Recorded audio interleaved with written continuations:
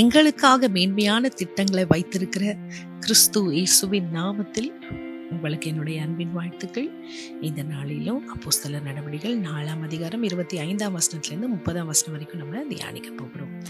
புறஜாதிகள் கொந்தளித்து ஜனங்கள் விருதா காரியங்களை சிந்திப்பானேன் என்றும், கர்த்தருக்கு விரோதமாகவும் அவருடைய கிறிஸ்துவுக்கு விரோதமாகவும் பூமியின் ராஜாக்கள் எழும்பி நின்று அதிகாரிகள் ஏகமாய் கூட்டம் கூடினார்கள் என்றும், தேவரீர் உம்முடைய தாசனாகிய தாவீதின் வாக்கினால் உரைத்தீரே, அந்தபடி உம்முடைய கரமும் உம்முடைய ஆலோசனையும் முன்குறித்தவைகள் யாவையும் செய்யும்படி ஏரோதும் பொந்திய பிலாத்தும் புறஜனங்களோடும் இஸ்ரவேல் ஜனங்களோடும் கூட நீர் அபிஷேகம் பண்ணின உம்முடைய பரிசுத்த பிள்ளையாகி இயேசுவுக்கு விரோதமாகவும் மெய்யாகவே கூட்டம் கூடினார்கள். இப்பொழுதும் கர்த்தாவே, அவர்கள் பயமுறுத்தல்களை தேவரீர் கவனித்து உம்முடைய பரிசுத்த பிள்ளையாகி இயேசுவின் நாமத்தினாலே அடையாளங்களோ அற்புதங்களோ நடக்கும்படி செய்து பிணியாளிகளை குணமாக்கும்படி உம்முடைய கரத்தை நீட்டி உம்முடைய ஊழியக்காரர் உம்முடைய வசனத்தை முழு தைரியத்தோடு சொல்லும்படி அவர்களுக்கு அனுக்கிரகம் செய்தருளும் என்றார்கள். கிறிஸ்துவுக்குள் பிரியமானவர்களே, நேற்று தினத்தில் நம்ம பார்த்தோம், ஒரு ஒன்றாக எதிர்ப்பு வரும்பொழுது, பிரச்சனை வரும்பொழுது ஒருமனப்பட்டு கூடி ஜெபிக்கிறது எவ்வளவு வல்லமையான காரியத்தை செய்கிறது என்று சொல்லி.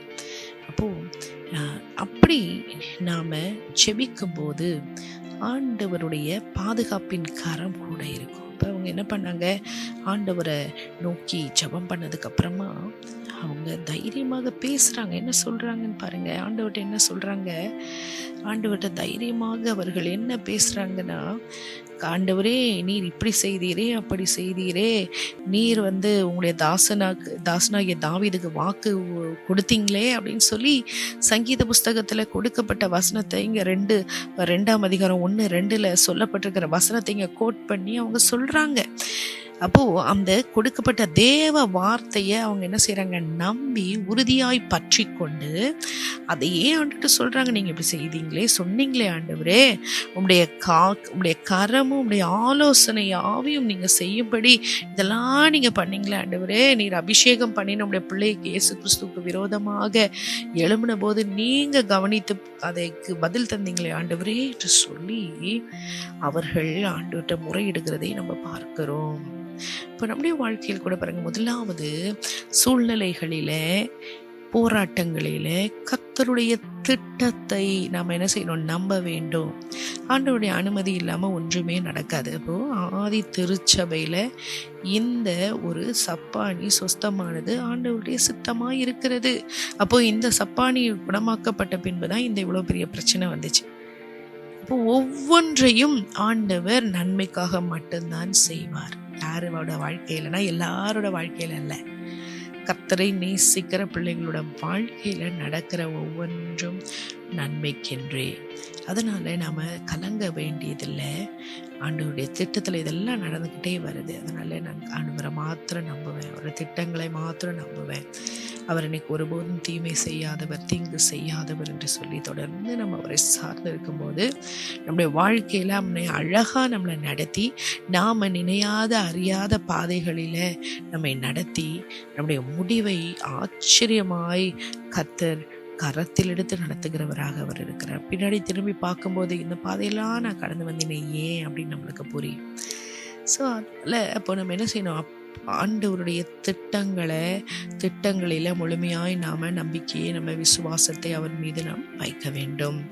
2வது பார்த்தோம் அப்படின்னா, கர்த்தருடைய வார்த்தையுடைய வல்லமை. இப்போ இவங்க எப்படி ஜெபிக்கிறாங்க, கர்த்தருடைய வார்த்தையை சொல்லி ஜெபிக்கும் போது அந்த வார்த்தையிலிருந்து வருகிற வல்லமையானது தேவனிடத்திலிருந்து நமக்கு பதிலை பெற்று தருகிறதா இருக்கிறது.